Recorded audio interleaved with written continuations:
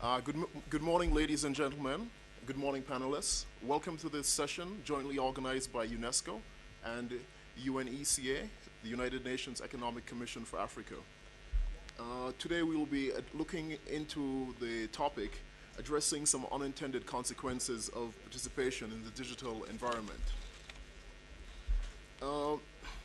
Basically, this discussion will be framing some challenges within the African context and seeking to draw some lessons from current work that can inform current and future practice.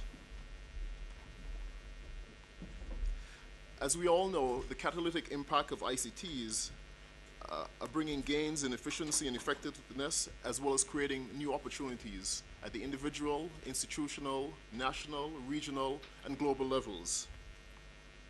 ICT and the virtual spaces have also been identified as key enablers for addressing gender inequities, for supporting the rollout of education and health services, and contributing to the attainment of the Millennium Development Goals.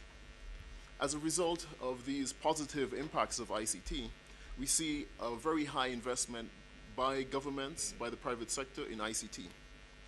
However, at the same time, realizing the potential that ICT has for making these profound changes in our world is not really a straightforward process.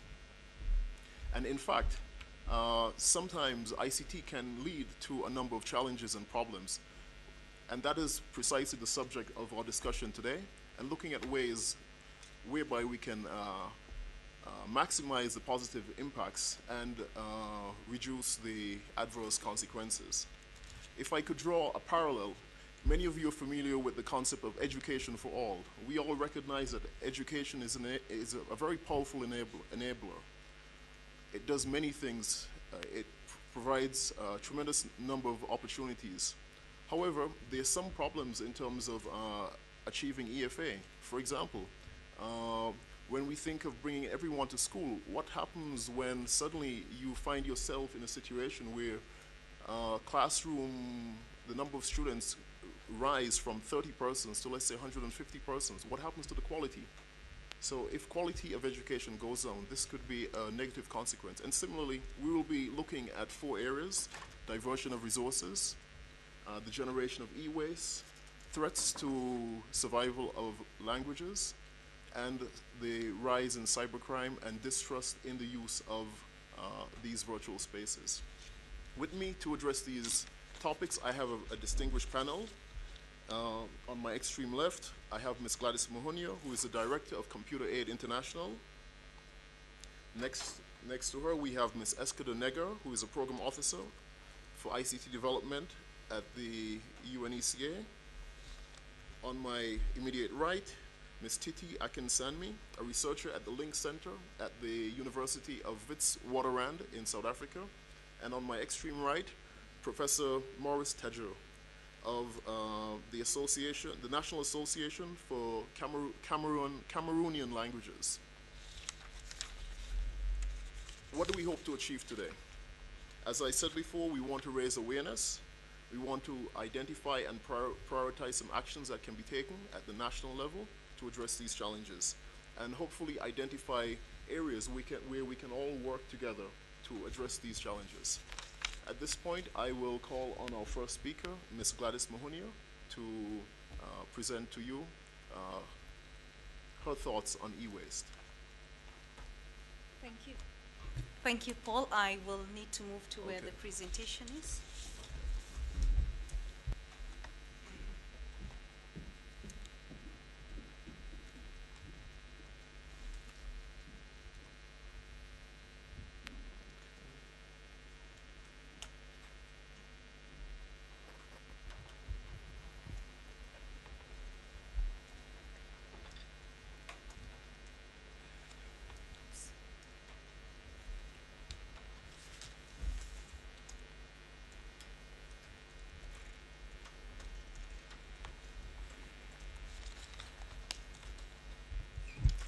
Good morning, everyone.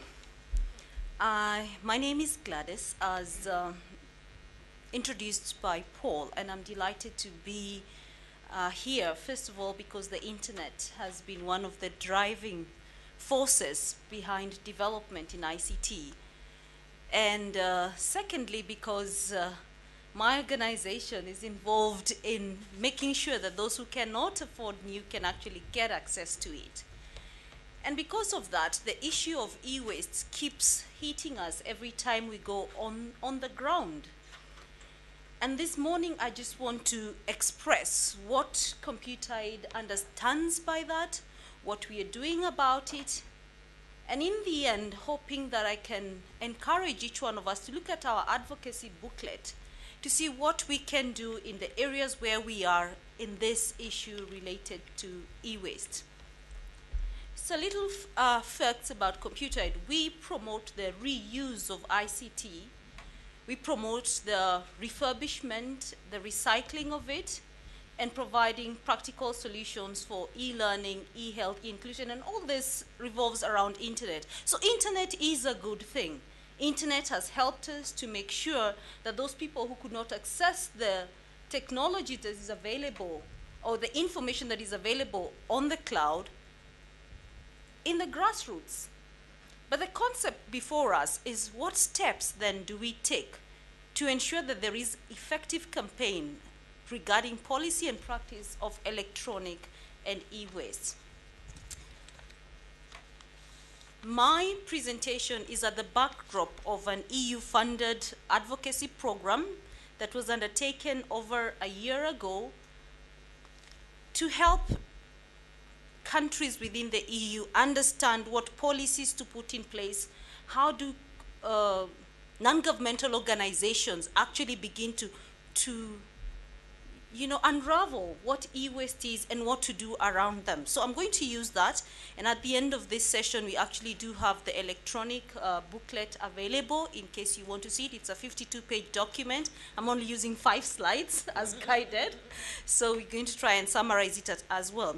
So the key issues is that ICT is necessary. We cannot do without it. It helps us to access all this knowledge and information that are in the internet, but they are electronic.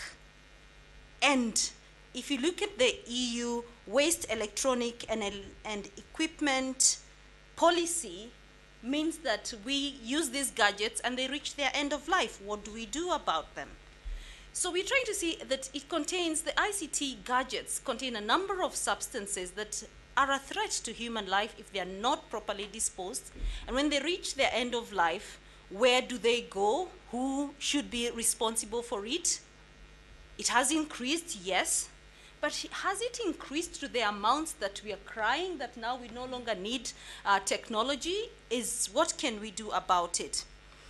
The waste that we are calling E is a defective and absolute electronic equipment. It could be a cathode ray tube, a battery, anything that you're using that is digital or electronic, then it is absolute. Then that is the waste that we are talking about. I work in a sector that reuses technology. And one of the things I get bombarded on the ground is I am dumping. And I like to tell people that of the electronic wastes in the world, only about 1/10 of it is actually computer equipment. And of that 10th that is computer equipment, 1/100th of it is reused equipment. Most people buy a new computer. After they finish using it, they throw it away. They don't reuse it. So what percentage of the electronic waste do you hold in your houses? Watches, calculators, iron boxes, your fridges, washing machines, TVs, radios, all this contributes to the billions of waste in the world. Have these gadgets helped our lives? Actually, most of us cannot live without our mobile phones. They have helped our lives. Have the computers that all of you have in front of you helped your lives? They have. And as we move on into development, we must say that these gadgets are necessary, but they are hazardous once they become absolute. Let us advocate for their proper use and management. What we have done as Computer Aid on our website, www.computeraid.org, is to give a guideline under the WE Directive on how people and organizations can comply to the legislation. This legislation is applied in EU, but across Africa and Latin America. We try and tell people it is actually good. Try and see what you can do about it. We promote e-waste advocacy, and that's the handbook that is currently being launched in Europe later this afternoon, and I'm going to be preview to giving it to you before they launch it. So we are actively lobbying within governments, educational institutions, and non-governmental organizations, first of all, to understand the e-waste, and secondly, to see how they can handle it properly. Quickly, before Paul tells me to stop, I'll talk about 4 problems and a few solutions. The greatest problem of our electronic equipment is the quick design that are poor because they don't last long. And after a couple of months, there is a newer version. So you throw away the old one because one of the buttons doesn't give you a shortcut quickly to the program that you want, and you get the next one. And the amount of marketing around this, even as you arrive at Jomo Kenyatta Airport, there are billboards on the side on the latest for, telephone, gadgets. So there's a very big problem with the designers of the technology.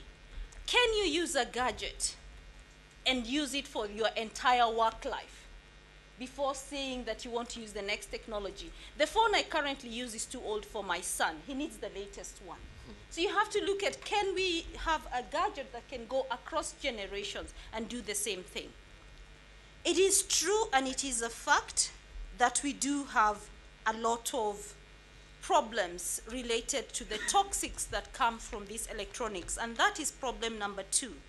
In our handbook, electronic handbook, which will be displayed to you, there's a page of the human anatomy from the brain to the toe of each of these metals, the effect they have if they are not properly disposed.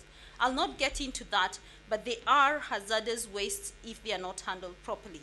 The third problem is that we are all designing new solutions, new equipment, new technology. We need the raw metals.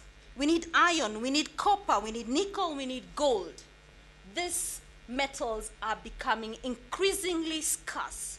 Majority of these metals are found in underdeveloped countries. And even to get gold out of the gold ore, you need a lot of it. But the equipment that we are throwing away has tons of this gadget. So therefore, how do we handle it properly so that we can extract these valuable, increasingly scarce materials? I'm delighted to say that Computide used to do their waste disposal in Germany and Belgium before, because there was no plant in the UK, but today there is. We have organizations that have actually picked this as a business, and they are able to harness their solutions for them. The fourth problem is that e-waste is managed badly. Today, in your house, when something gets end of its use, whether it is a paper, a pen, a mobile phone, you throw it in the same dustbin. Is that correct? We are not separating our waste. Therefore, in a city like Nairobi, they all end up in the same dump site, decomposing under strong heat, 40 degrees in January, and therefore it is hazardous waste. How do we as human beings value our life enough to separate these metals, enough to make sure that we can dispose those that are decomposable with those that are not? I think this is an issue of policy. It's an issue of liking ourselves better than we're actually doing right now. Because if I ask you what happened to your first mobile phone, is it somewhere in a carton, given out to your neighbor, a young child? Where is it? Or is it in a dump site? So basically, we need to look at how do we manage this. There are various solutions that are proposed in this handbook, which you're going to get an electronic version for if you log into the site that has this presentation. Some of them have been proposed that I agree with. Some are controversial. That is why these unintended consequences happen. I love the EU and the US because they make producers pay. I'm trying to wind up. We are saying that producers must also take responsibility in developing countries. That pay-per-use should actually come back. Let them make longer-lasting products. We are supposed to ban the import and export of e-waste from governments. But what about that government that has e-waste and the neighboring country has the e-waste processing machine? What do we do? Those are questions. Let us make sure that when you buy something, it is reusable. Buy green, reduce what you don't need, reuse what you can. Use our refurbishing centers across the world so that it can be made new, and finally recycle. In conclusion, I do have the e-waste advocacy handbook, which tells you the details of exactly what e-waste is, what those 4 problems are, what those 4 solutions are. But over and above that, we are saying, we've advocated for health issues. How do we then use the advocacy framework? So it's more of a guideline. How do you get a campaign? How do you get your policymakers involved? What areas do you get involved in as a person, as an organization? It is all here. Producers can tie toxic waste and design to avert the crisis. E-waste can be treated safely. Each of us has a role to play to make this greener and cleaner electronics a reality, because the truth is we need them. Thank you very much. Thank you very much, Gladys, for that extremely interesting and important presentation. I just like to remind you that please keep your questions for the end. We will have an interactive session once all the presenters have shared with us their thoughts. Just a few key things to note. You would recall from the slide that you showed something like 4.6 billion cell phones. You can see that cell phones are one of the largest contributors to e-waste. And this is especially important for Africa. As we know, all the statistics show that most persons in Africa are connecting to the internet via a mobile device, a cell phone. So that is something which I think indicates that the issue of e-waste is quite important. And I think, Gladys, I thank you for also highlighting some positives, the possibilities of green energy. We hear a lot of initiatives around that. Looking at new ways for design, and also very importantly, improved disposal. Now, this time I turn over to Eskeder, who will be talking about cybersecurity in Africa. Thank you, Eskeder. Good morning, everybody. I'm very glad to be here with you at this session. I would like to thank Paul and UNESCO for the opportunity to partner to organize such a session at this Internet Governance Forum. I'm Eskeder Nega, Program Officer from the UN Economic Commission for Africa. For those who don't know what the UNECA is, it's one of the regional commissions of the United Nations based in Addis Ababa, Ethiopia, which is mandated to promote regional integration through a number of activities, and mainly regional and international cooperation. We serve 53 African countries, and I work in the division dealing with ICTs and science and technology. I'm here to just give you some insight on what is happening on the ground with regard to cybersecurity and cybercrime initiatives in Africa. I've been very glad to see that most of the sessions were dealing with what are the new threats, the new trends, and the emerging issues in the area of cybersecurity from a global perspective. And I will be sharing with you this morning what some of the countries we are supporting are doing, and some of the initiatives that are gaining momentum in the continent. Basically, I guess the rationale for this high momentum in the area of cybersecurity is due to the fact that countries are sensitized to formulate ICT policies and strategies for a long while now, and they are in the stage of really addressing or implementing the content of these policies. And as a result, while promoting electronic transactions or e-trade or e-business, it appeared very important to put in place a legal and regulatory environment that look at cybersecurity and cybercrime in parallel. And most of these national policies and regional initiatives have identified as one of their pillars for implementation this particular area.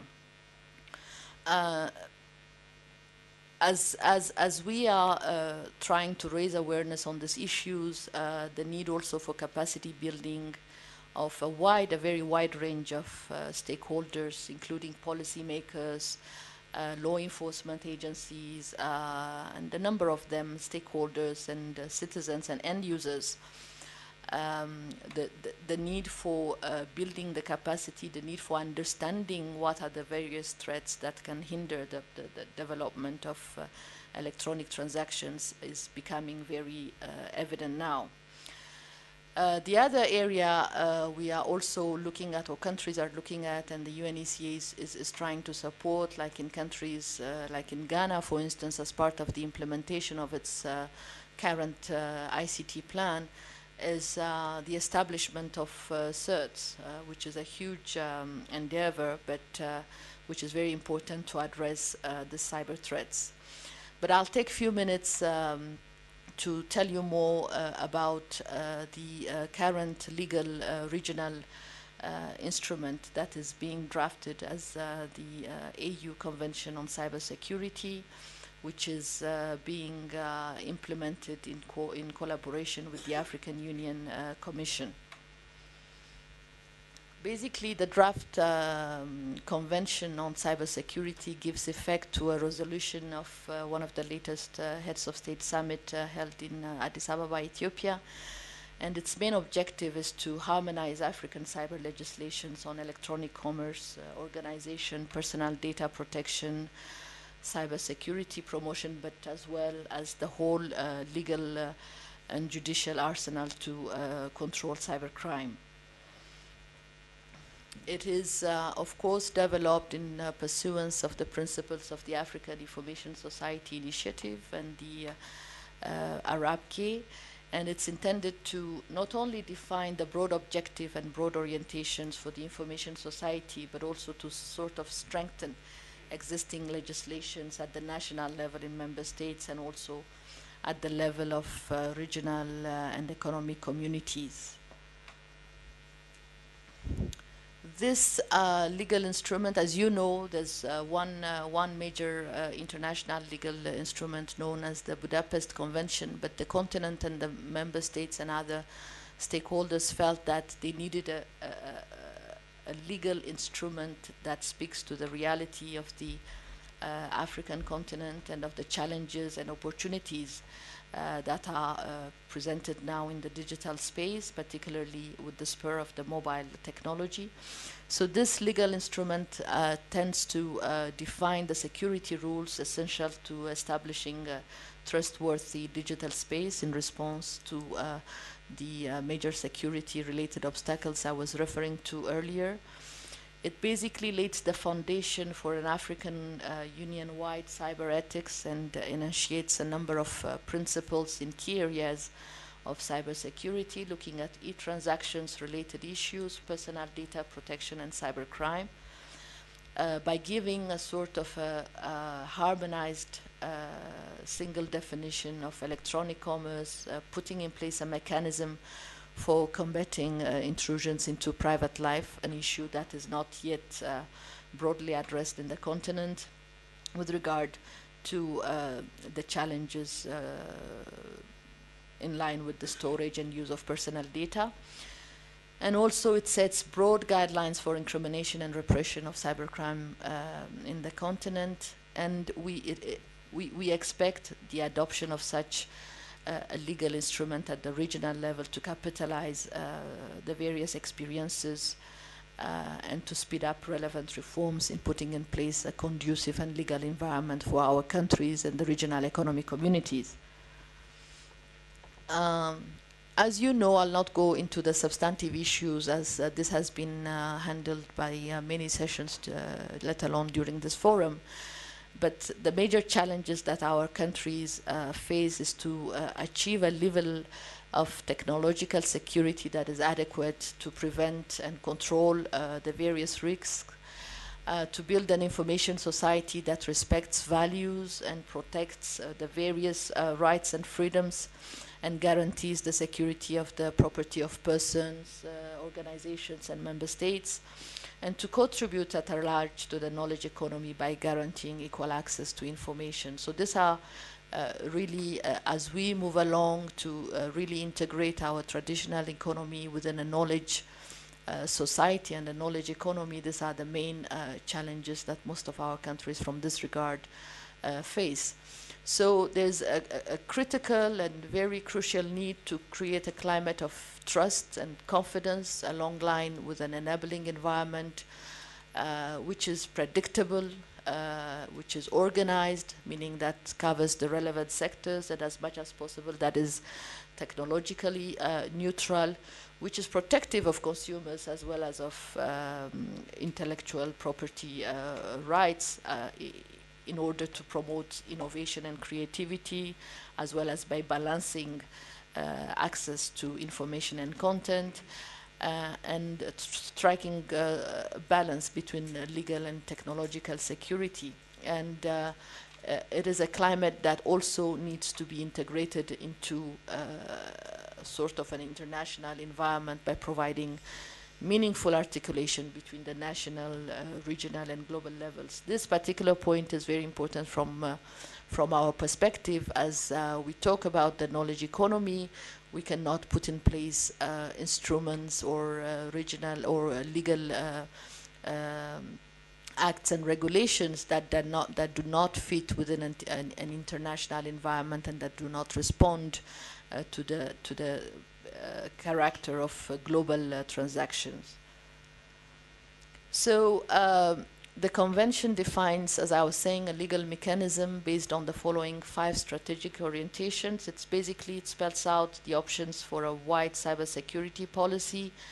It lays the foundation of cyber ethics, as I said, and it organizes the sector by laying the foundation for a penal cyber law and a penal procedure, and that needs to be accompanied by a number of activities, mainly bringing on board the law enforcement agencies and other stakeholders that are involved in this area. So ECA, in strong collaboration and to support the African Union Commission, has put in place a roadmap to really see this instrument validated and being responsive to the challenges of our member states. We are kickstarting a very wide consultation process at sub-regional levels starting next month with Central Africa to table the content of this draft convention and to get comments and suggestions. We will be organizing various online discussions and online consultations as well.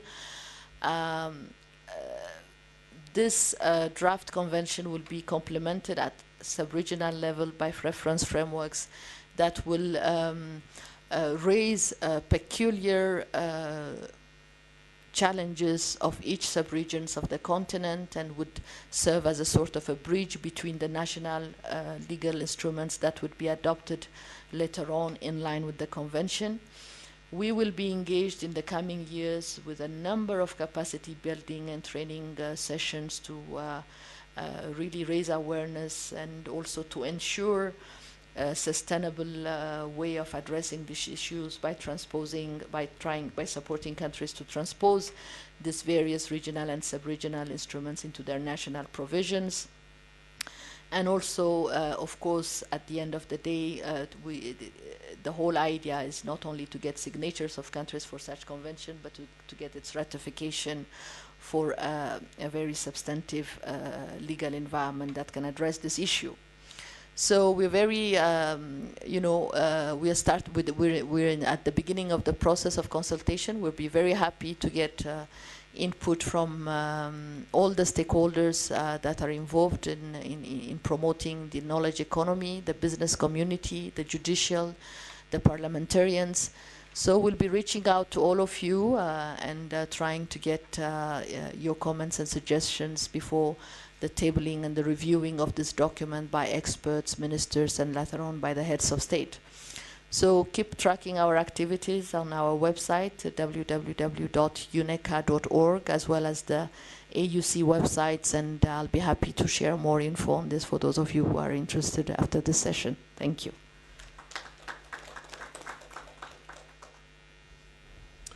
Thank you, Escada. Just to highlight a couple points,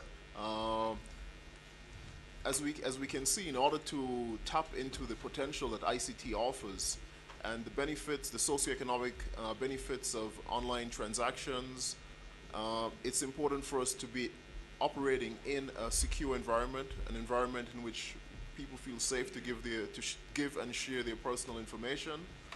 And again, as we can see, we're at the start of this process within Africa. There are a number of examples outside which can be looked at, but it's also very important that specific attention be given to the legal, cultural landscape here. Now, without any further ado, we will move on to the second speaker, who is the third speaker, sorry. Professor Maurice Tadjou. For those of you who just came in, this is a session addressing some unintended consequences of participation in the digital environment. And so far we've had two speakers, one on e-waste, the second one on cybersecurity.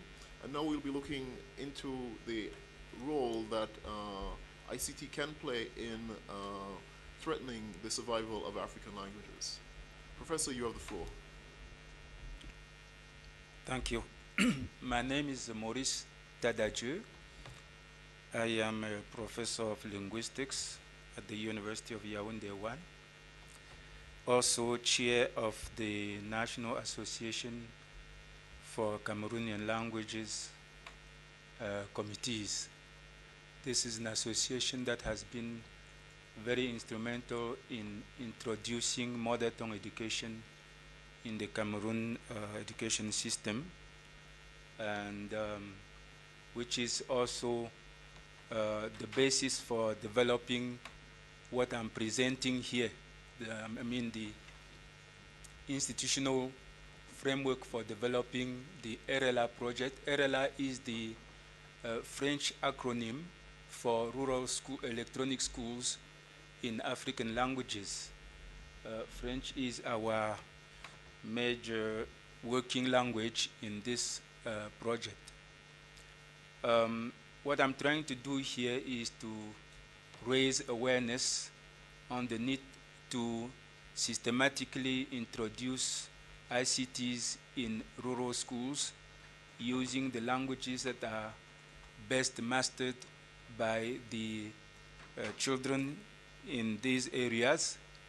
The idea is that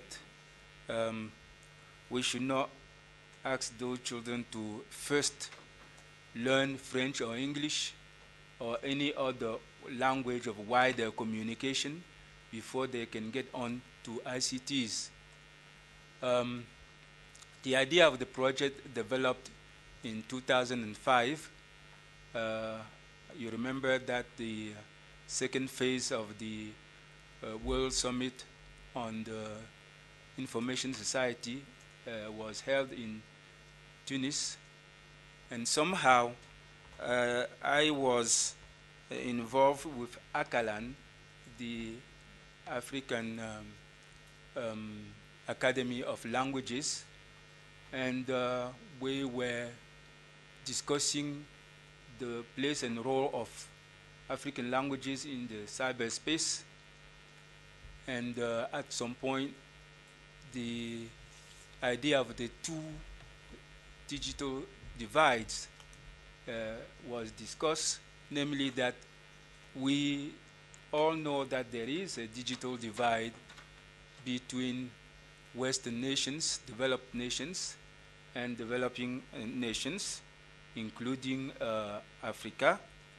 But we should also be aware of a second digital divide in Africa, which is developing fast. between rural areas and the urban areas. That is, the people and the children going to school in the rural areas do not have the same opportunities to get on to the use of ICTs as learning tools, as urban children have. Well, being, as I was saying the other day, after Mr. Toure of the Gambia, being a village boy, I felt much concerned about the children in the village areas. And since I had built a university team to introduce mother tongue education in the Cameroon education system, we were prepared to tackle this challenge. And actually, we did not know how complicated the task was. It is as we go on that we discover that it is a titanic job. But since we are already there, we better continue. We therefore, encouraged by some officials from the ECA, we developed ERELA project and submitted to the ECA in 2005. It gained approval in 2006. So I was very happy that we could get some high-level support, because you see, the work on African languages is a very frustrating work because people do not pay too much attention. You know, you fight and fight, and then you have people telling you, but why do you go back to these things? Why don't you forget about all that, and so forth. But anyway, we were happy to have that support, and we started the implementation by building a team and by familiarizing pilot schools with the computer.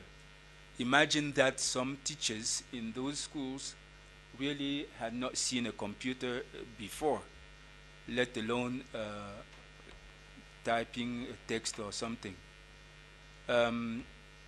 So what we can call ERELA 1 is what we did between 2007 and 2010. That is, try to develop a generalizable model for introducing ICTs in rural schools in quote-unquote minority languages. That is, there are African languages that really do not have problems with the ICTs. You take Kiswahili, you take Wolof, you take a language like Hausa, Fulfulde. These big languages really do not have problems. But languages spoken by an average number of speakers of, let's say, 1 million speakers, these languages are generally endangered languages and do not usually have government support or institutional support and so forth. So we thought that it was necessary as researchers to develop a model that could also be used by other researchers and practitioners in other areas in Africa to introduce ICTs in these languages, especially in the rural areas. I will not mention the major structural problems that we face in the rural area, electricity and things like that. Probably we'll talk about that when we get to question answers period.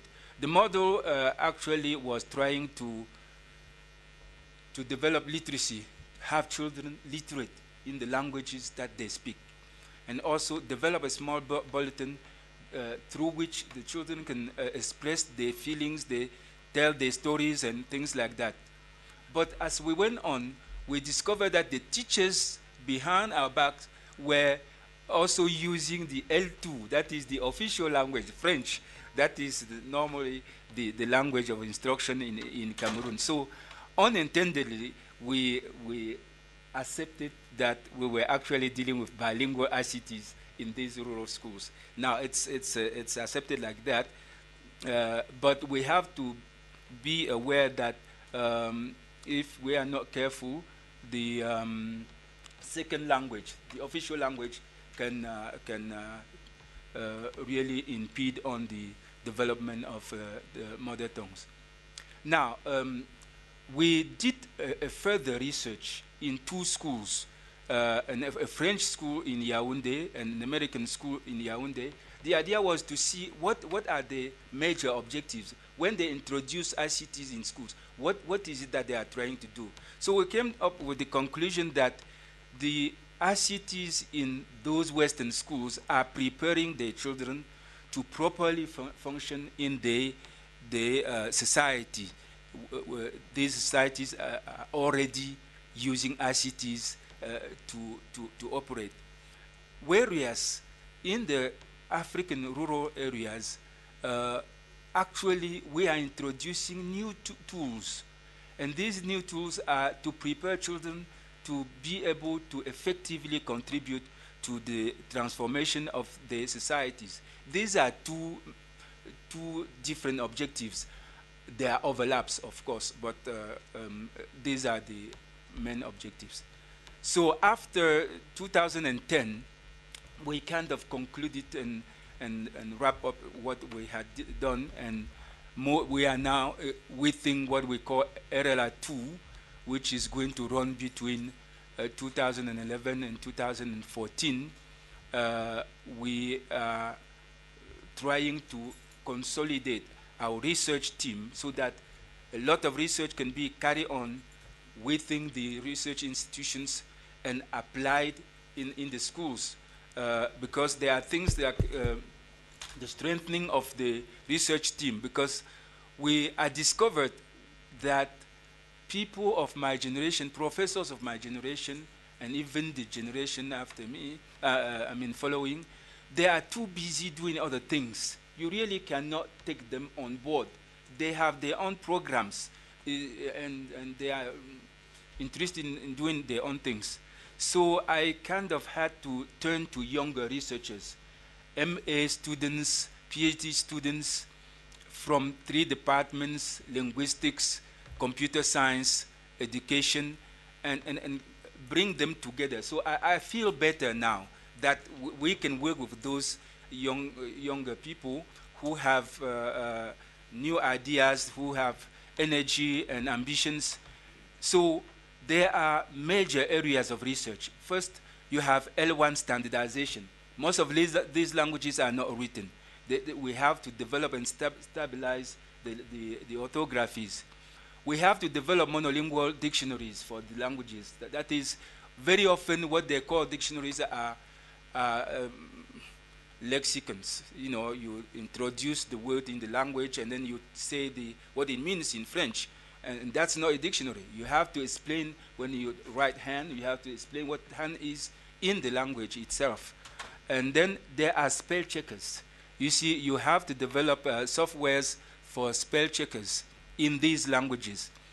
And you have to translate the partial content of primary education into these languages. And this is a great task, because you discover that the content itself, a lot of it is useless. I mean, it's there because it's been there. There's no justification for it being there, but it's been there. So it should be there. And you have to put it, or select what you want and put in the local language. This is what research has to do. On the area of application in schools, we have to have children who are made literate produce their own stories in L1. We have to introduce them into emailing among themselves and among the schools. We have to familiarize them with the computer as a tool for properly writing the language, the standard written form of the language.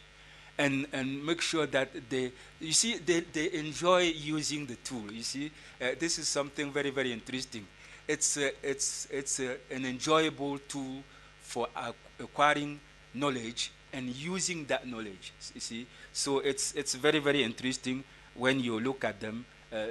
One person sitting in front of the machine and about 2 or 3 or 4 people standing behind, and then they are working all together.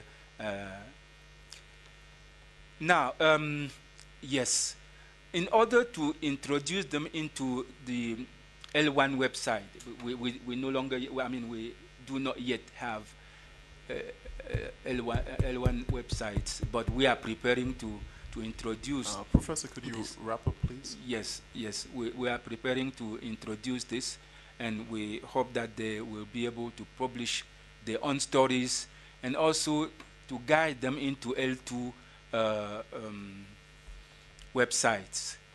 Now, the last 2 things is the need for cooperation. We cannot do this thing alone. There are many people in many African countries doing a lot of things that we don't know.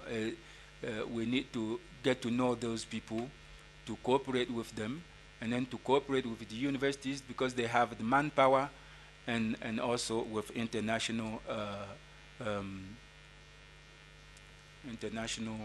institutions. The challenge, I have already said, building interdisciplinary teams and having them operate in various languages. Finally, in conclusion, I think that we should, we are here at the IGF.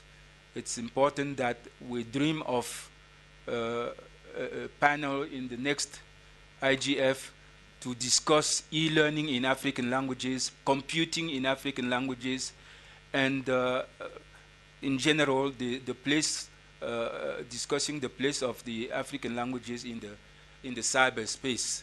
If this is done, then we will have taken a very significant step forward into having African languages also part of the development of cyberspace. Thank you very much.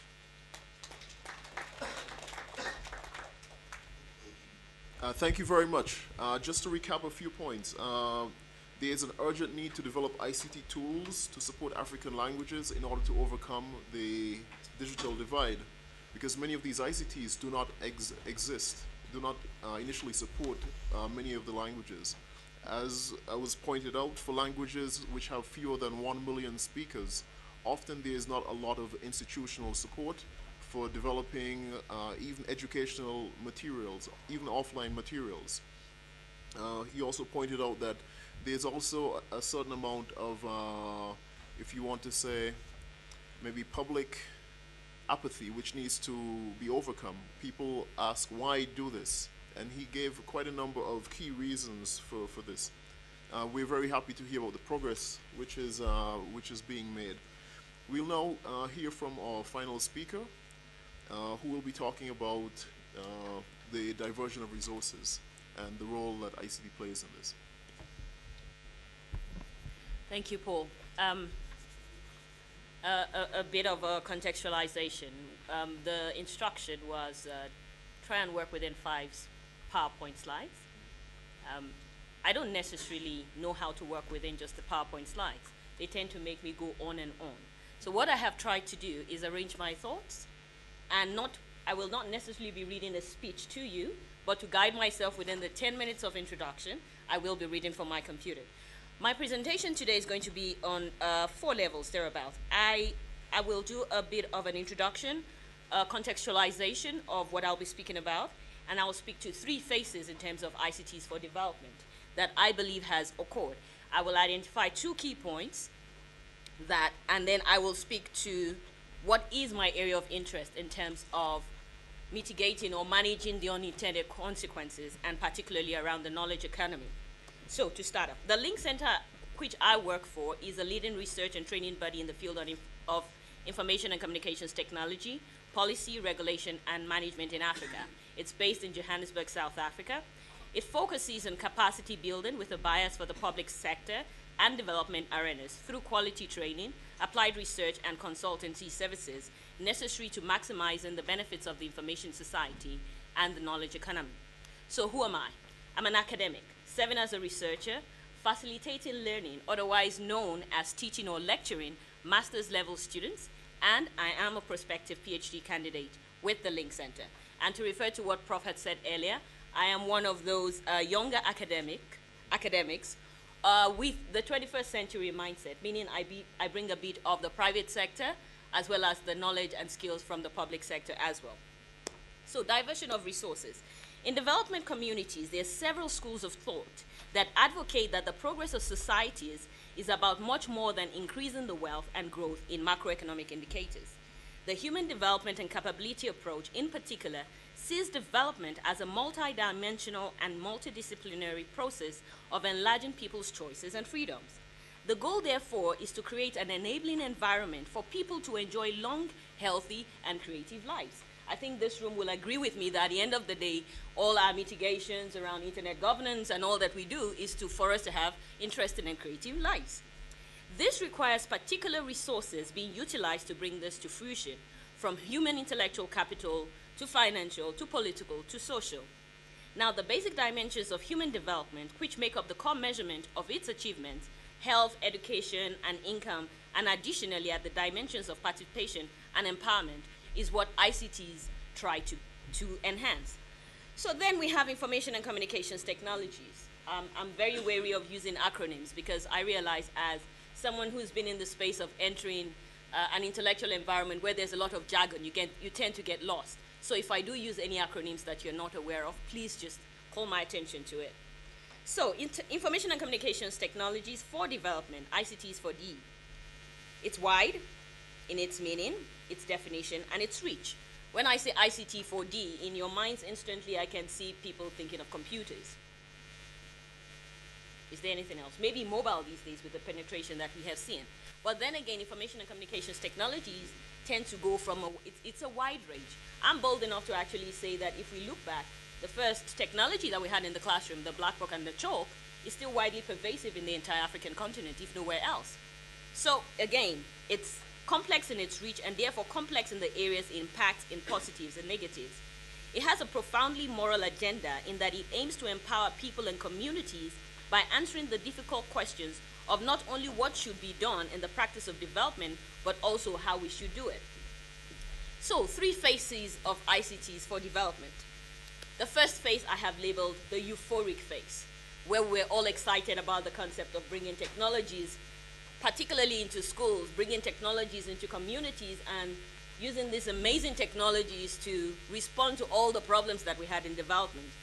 This initial era, when technologies were seen as the do-all and the be-all, the holy grail response to development issues.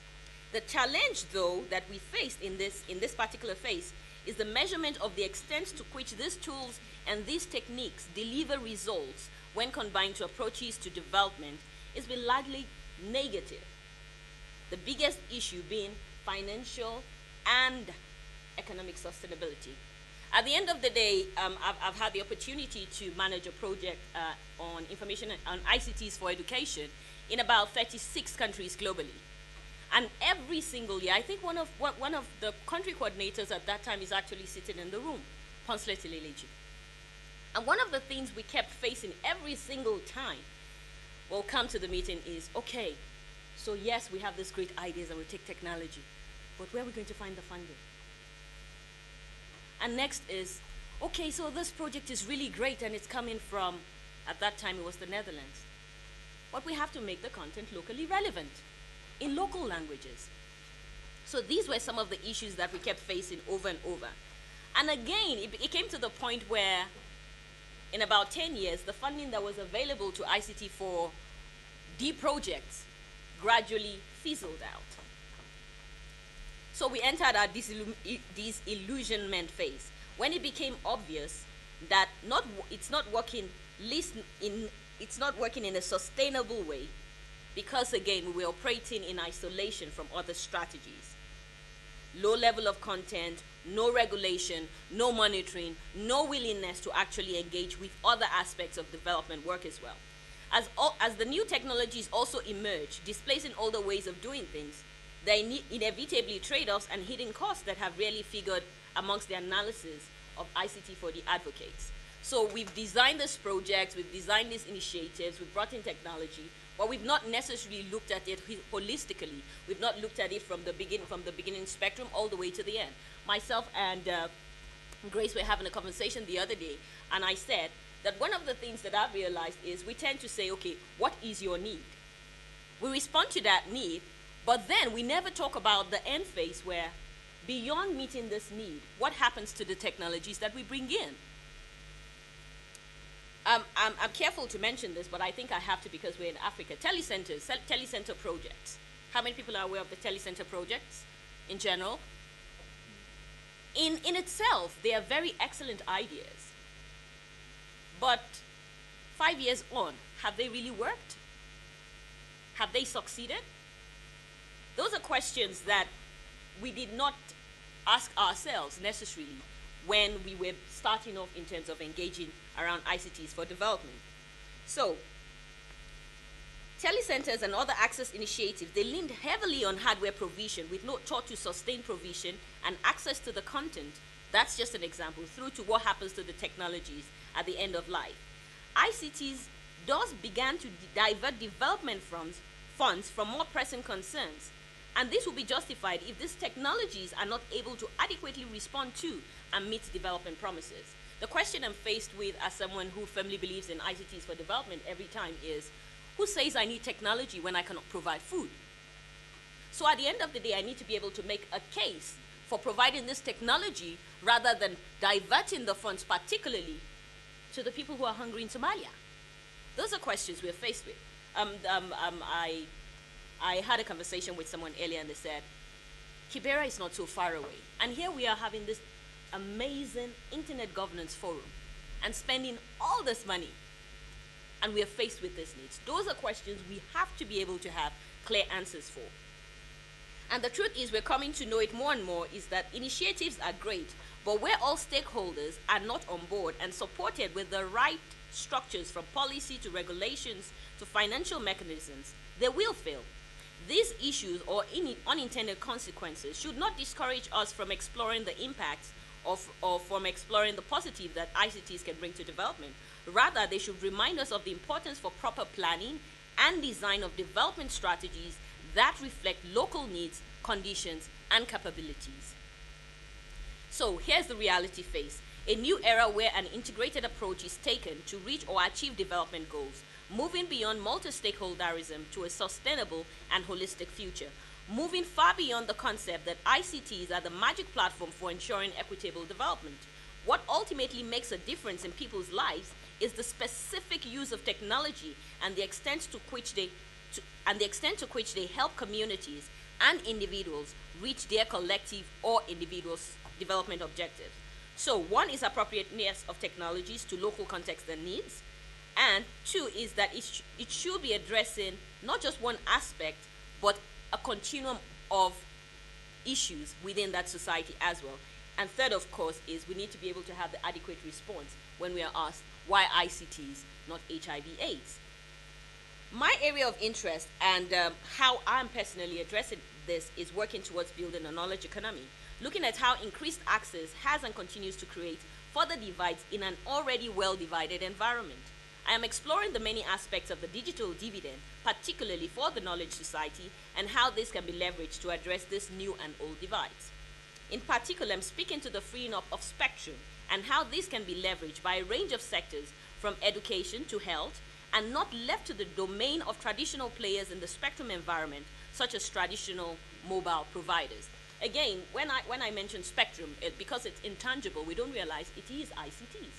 It is information and communications technologies, one of the oldest that is. If you have a radio, then you understand what I mean by spectrum to some extent. So, increased competition between unequal players is a major downside to digital dividend. So here I am making a case for spectrum for other users, spectrum for development, but I'm also making a case that if we're not careful, the same mistakes we made, particularly with computers for schools, we will make it for spectrum for development, if we are not careful to plan and put things right all through. I see that I don't have any more minutes. So, particularly, I think that this issue is an open doorway for more areas for us to engage.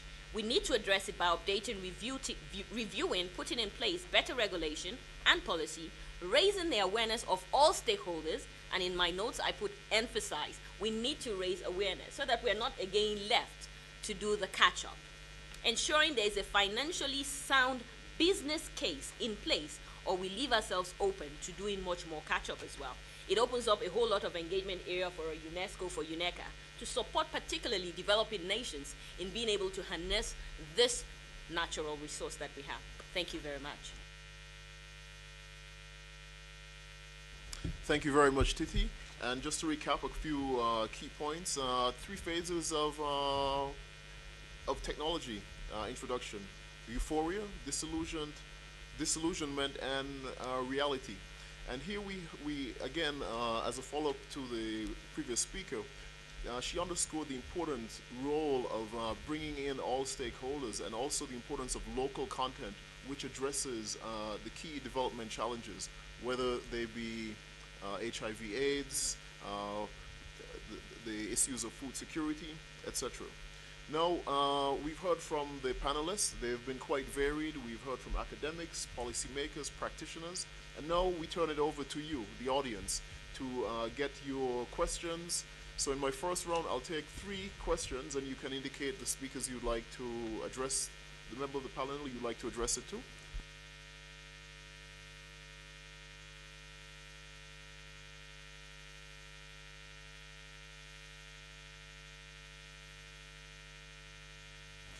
Thank you. My name is Norbert Bollo. I'm speaking for a small faith-based NGO advocating human rights based in Kenya as well as Switzerland. And I'm very interested to learn about this framework treaty that is planned to be a framework for information and knowledge society in Africa. And I've tried to go to these websites to find information on the consultation.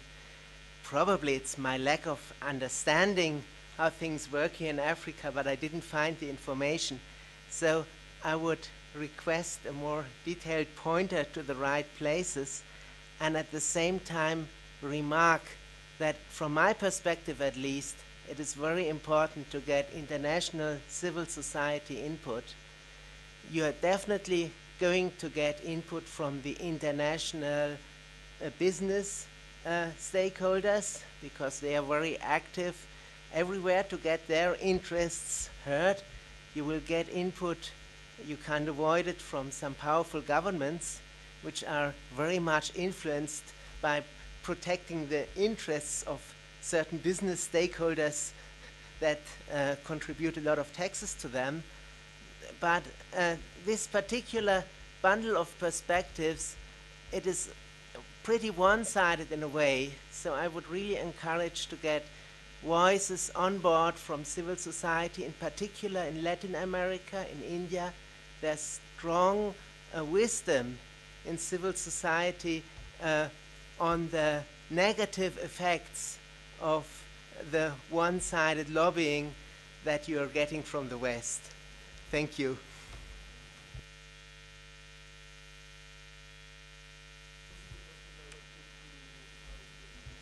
Yes. I wish I could speak in my native language. I actually started tweeting in Igbo and then the internet crashed. I don't know. I just want to say I'm not responsible for the crash of the internet just now. I'm quite impressed by Professor's presentation and the work that AU is doing through Akalan. I've been consulting with Akalan for some time. I don't think they've got enough teeth in the ICT world for now. I was just tweeting and asking my Igbo friends. I'm originally from Nigeria, and I speak a language called Igbo with 36 alphabets. And I was asking, anyone out there knows Igbo equivalent of motherboard, circuits, packets, IP protocol, IPv6, and all of those things. I still know we use computer, we just transliterate. We use the K-O-M-P-U-T-A, and internet, N-T-A-N-E-T, for internet. I'm very much interested in knowing how we could repackage the IT linguistics itself into something meaningful. Because unless it speaks my language, it apparently won't solve my problem. That's my gut feeling about it. As an African who's lived in 7 countries and speaks about 5 languages of this continent, I just want to express my worry, Mr. Moderator, and I want it to be minuted, whatever, if it's minuted or reported, while we are in Nairobi, that we need to begin an active role in preserving African culture and languages on the internet. I'm currently writing with the World Web Foundation on the effects of culture, on the effects of internet on culture, and especially for economic development for our countries. And if we're not careful to grow content producers in African languages, then in the next 5 years, when we've all finished marrying people from Finland and Norway and the US, probably my children wouldn't speak the language anymore. So I just want to raise it as a point of concern because if we want to include diversity, accessibility, and access on the internet, we really need to do something about languages. And African languages, yes, but please mention Igbo, which is my language. My name is Arun Mehta. I'm the president of the Bidirectional Access Promotion Society in New Delhi, India. So I don't know how much wisdom I can bring, but I can address your request a little bit. Gladys, I'm very delighted always to find people who are interested and passionate about e-waste, because that is really a very serious problem. I personally, do a lot of work with children with mental challenges, and I'm aware of how some of these environmental factors impact there. You talked about recycling, and recycling itself can be a problem. So let me give you an example of that. Computer monitors have fire retardant chemicals in them that are neurotoxins. As long as it's in a computer monitor, that's not so dangerous. But if you recycle and it becomes a children's toy, and a child is chewing on it, then we have a different problem. So there is a need, which is an extremely difficult one, to monitor these very hazardous things through their entire life cycles. And that's not an easy thing to do. But there have been attempts, for example, with genetically modified foods to do exactly that, that you follow this over the life cycle. And I'm wondering if there are any lessons to be learned from there. I also have a comment for the last week. I'm sorry I didn't get your name properly, but you were looking for a reason as to why you would put ICT ahead of food. And I think I can help a little bit with that. People who are connected are less likely to be hungry. They are likely to be, they can organize better, they can fight for their rights. And so my argument is that we don't have to wait for people to get drinking water and food before we give them ICT. They'll never get the drinking water and the food unless they are connected, organized, and are able to fight for their rights. I believe that there is a very strong connection between information poverty and poverty of other kinds, financial, political, and so on. And information poverty is probably easier to address than the other kinds of poverty. Thank you.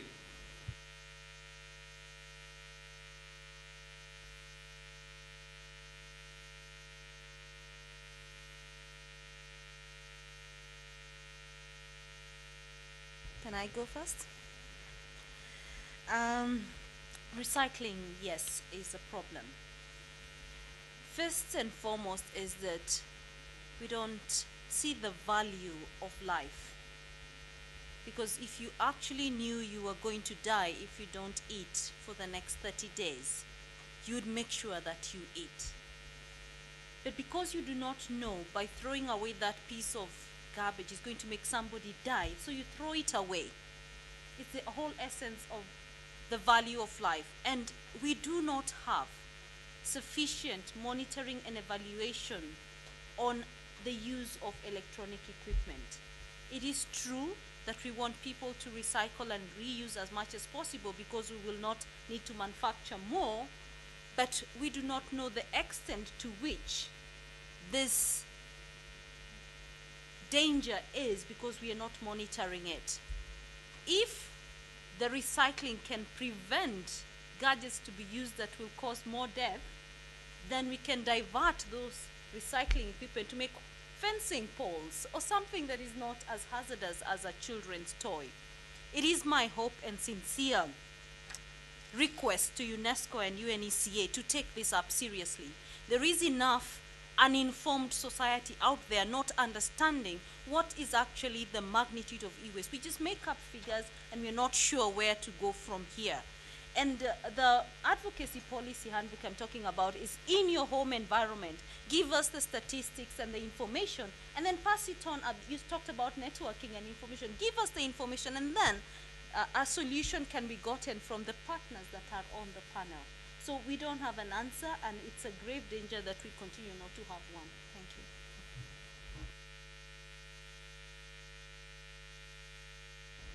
All right, thank you.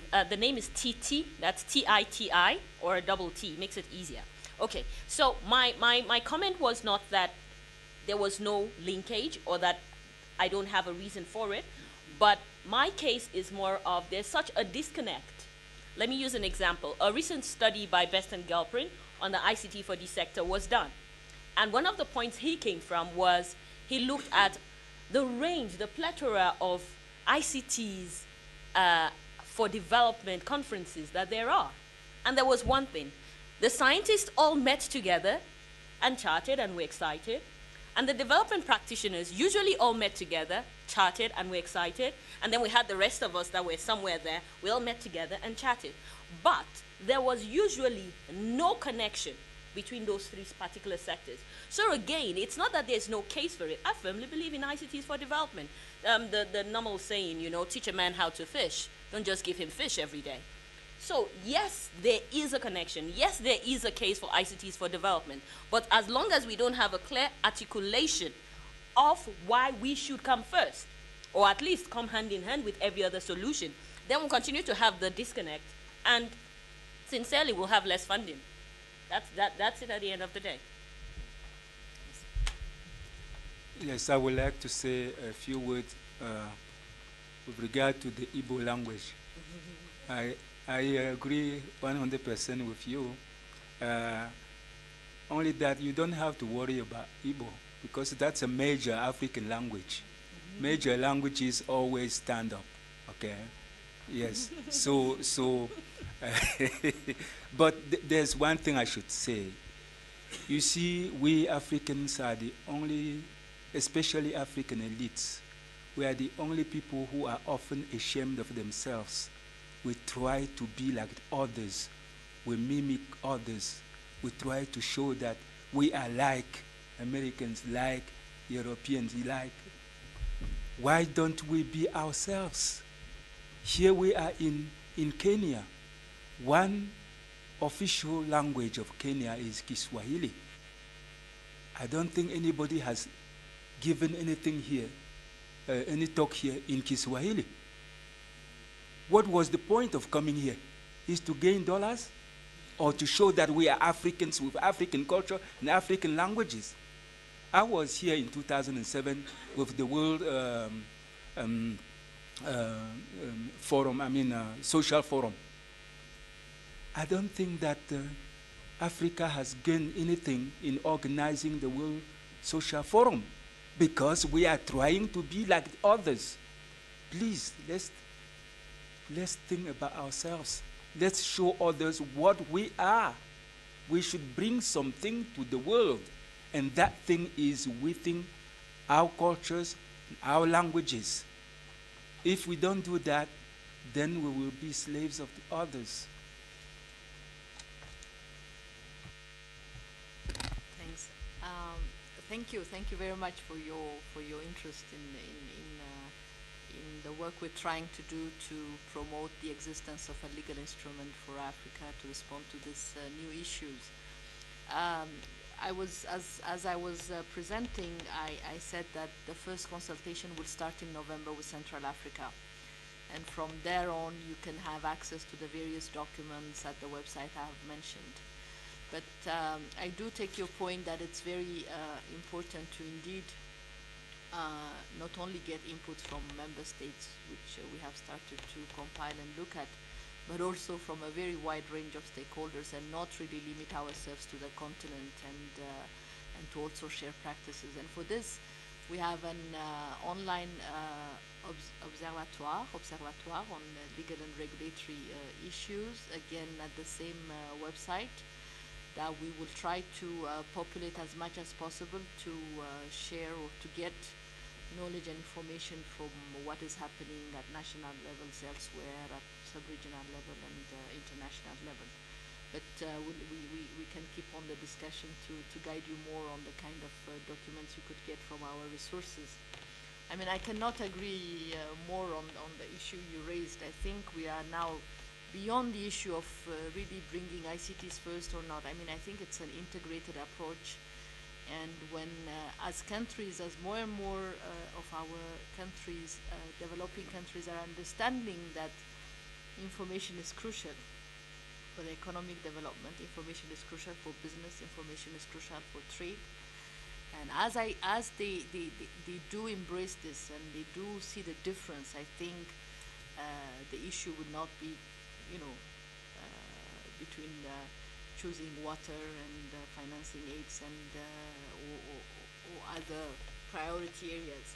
But I think the most important is also, I think we need to start particularly now seeing all the innovation happening in this country, ICT-based innovation. I mean, what the youth are inventing, the applications that are, I think it's a sector that can now genuinely say that can get the finances without depending on donor money. And I think that is important also in the change of our mindset. Of course, there are huge areas, infrastructure, broadband access, that need to be done with the commitment of the countries and in partnership and in collaboration with partners. But there's also an internal look that we need to see now with the momentum and the positive things we're seeing on the ground. We'll now thank you for this exchange. We'll now take a second round of questions. I ask you to be succinct in your questions, and the panelists also to be succinct, so we can fit as many. So let's see, I'll take them in the order that I saw. 1, 2, 3, 4, and then the gentleman here. We'll start from the gentleman here in the middle, then the lady at the back here, and then. Yeah, thank you, Chair. Perhaps my quick question would go to Gladys on the recycling, refurbishing, and etc. As we all know, we are going on digital world come 2015 worldwide, and this is on broadcasting.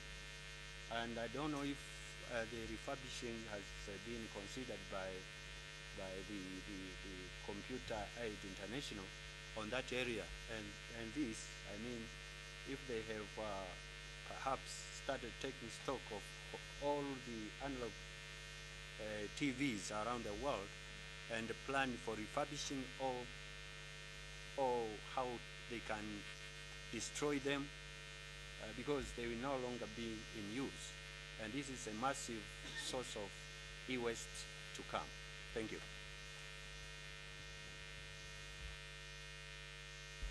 Thank you. My name is Sylvie Nyombo. I come from a women's organization in Congo. My question is for computer aid. We know that computer aid provides recycled computers to schools and organizations in Africa and in Congo too. But what do you do to raise awareness about e-waste management among the recipients of your computers, but also in the countries? Thank you.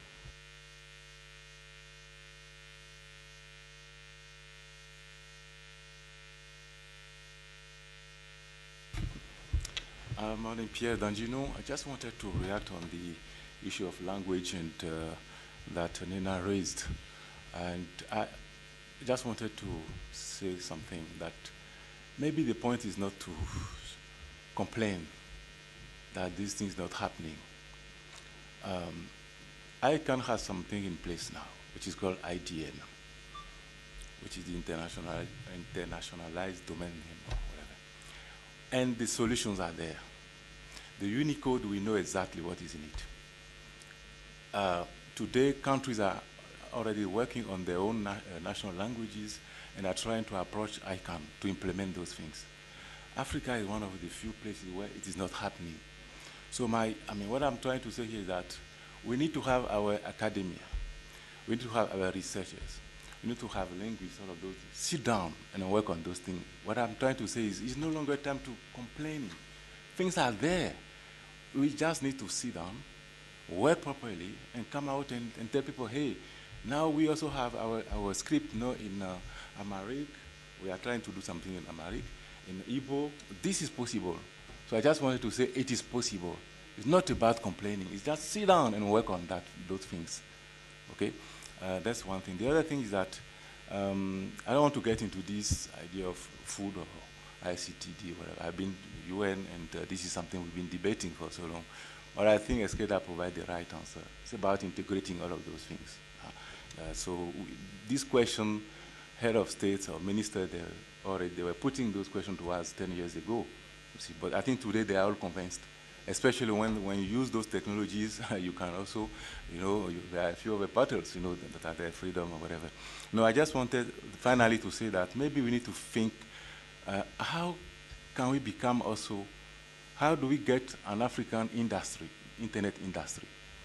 How do we become producers, not just consuming? Take the mobile, we say, okay, we are all using mobile. How many countries, how many places are we actually manufacturing the SIM cards, which are simple things actually? So I would like us to be thinking positively that there are innovation there. Can create jobs. Maybe that's where we should be heading. Thanks.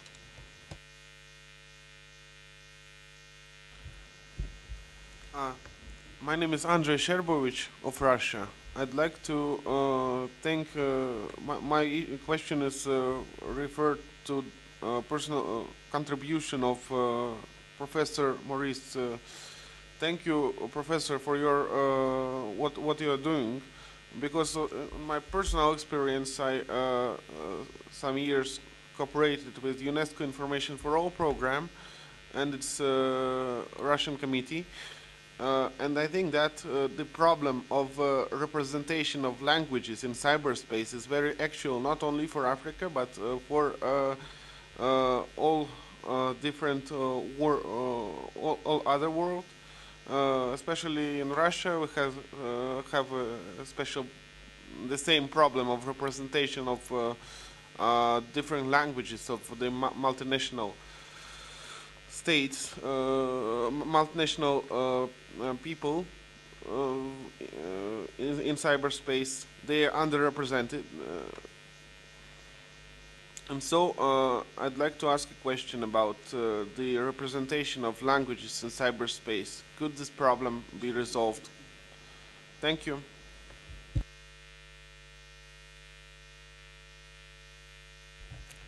Thanks. Let me go first.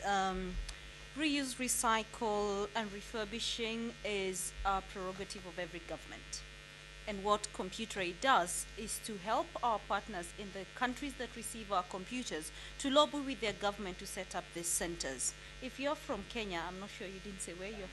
Tanzania, very good, you're our neighbors. We have the biggest e-waste recycling center here in Kenya, and we do take e-waste from Uganda, Rwanda, Kenya, at Embakasi and recycle it. We've created jobs for that. The center is actually underutilized as we speak. It has a capacity of 10 times what is currently managing on e-waste. And most of it is computers where they dismantle, and what they cannot handle is actually exported for proper dismantling. We have, they are also handling mobile phones. We have not seen the data for the television sets coming in so that we can see that can be given. The challenge is who pays the cost, and this is where we're lobbying with government, we're lobbying with users. The same way you pay for your garbage to be collected from your doorstep, put a few shillings for your computer and your other gadgets to be recycled in an economically way. So we continue to speak in forums. I'll encourage you to take our e-waste handling book to Tanzania. Congo, we were there 2 weeks ago, talking to the first and only university, I think, in Congo Brazzaville. and we're trying to establish partnership there. We have very few computers that have come from Computer ID into Congo Brazzaville, and we hope with this new partnership we'll also help them to recycle not just what they get from us, but also what is already existing in the country, and to be aware what is e-waste, what is reused, and what can be recycled within the country. Thank you very much.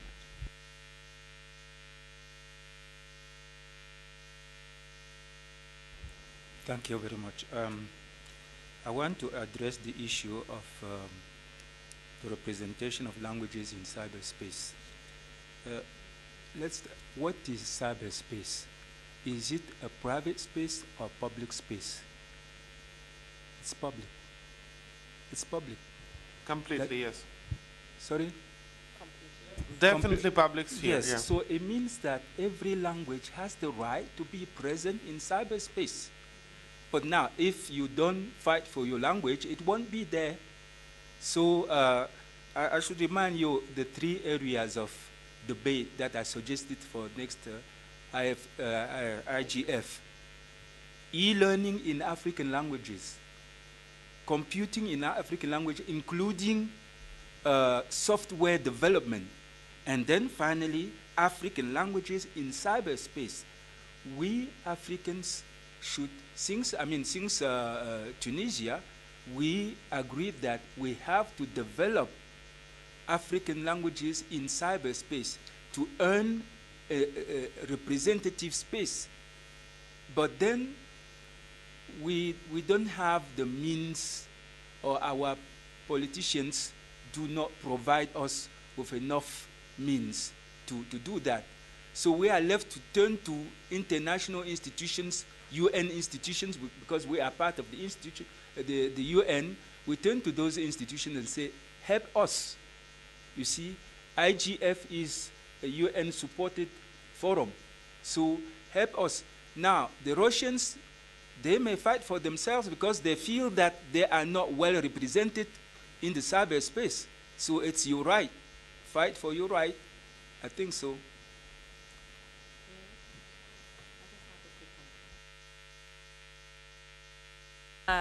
My apologies. I'm just going to step away and go back to what Ms. Upia said. And again, it's not that the platforms, if you look back, it's not that the platforms or that there are no softwares or that some work has not been done since 2005. Where I see the lack is in the issue of content. And it's not that the content does not exist. The content exists, but then again, it's an issue of disconnect, which I mentioned earlier. So the technical environment work is being done. Content is continuously being created, but then being able to bring this to this, not disparate, related areas together, where content then meets the platform, and we ourselves push it, is where we're lacking, and that's where we need to address. Thank you. We now come to our last round of questions, if any. Okay. Thank you, Chair.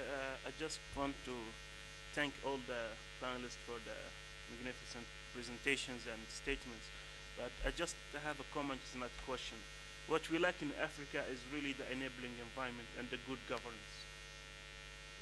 If you provide your people with a cozy environment to live, work, and produce safely, democratically, in a very harmonized climate, I think we will have ICT industry, we will have people connected, we will have better-minded, oriented guys towards using the ICT as a tool. And I think there is enough in the cyberspace for everyone. Maybe they said that the early birds get the worms, but the second mouse get the cheese. So thank you very much. Okay, thank you very much. Just to wrap up, I think we all agree that ICT is here and it's here to stay. It's not a question of either or. ICT, we need it, but what we need to do better is to integrate it. We need to involve a range of actors, those people who are on the ground at the grassroots, the policymakers, the technicians, to create that sort of enabling environment. At the same time, there's some clear work which needs to be done. We need to better disseminate experiences. We need to better share tools and resources. And we also need to take, at some level, an individual responsibility for, in the case of, for example, of languages, making sure that all languages are present online, and we need to keep on collaborating and sharing. I would invite those of you who would like to continue this discussion to leave with me your email addresses or cards so that we can provide you with follow-up to this meeting. Thank you all, and although we didn't receive any questions from our remote participants, we did have participants joining us from Papua New Guinea, from Pakistan, and the South Pacific. Thank you all, and it's been a pleasure. Oh, I'm sorry, just one quick announcement. UNESCO has an open forum this afternoon where we will be talking about the reflections on the internet and some other work. And there is a reception at the end, and you will all be invited. This open forum, it will be taking place from 2:30 until 4, and the reception will follow right after. Thank you. It's going to be in room, yes, it's going to be at the old cafeteria. And the forum is in room 30. Is it in this room? Or I think it's not. I think you please. It was initially scheduled for room 6, but there's been a change, so you can probably see on the screen where exactly it will be. Thank you all. Before that, the African IGF will be launched in conference room 10 at 11 o'clock. You are all invited.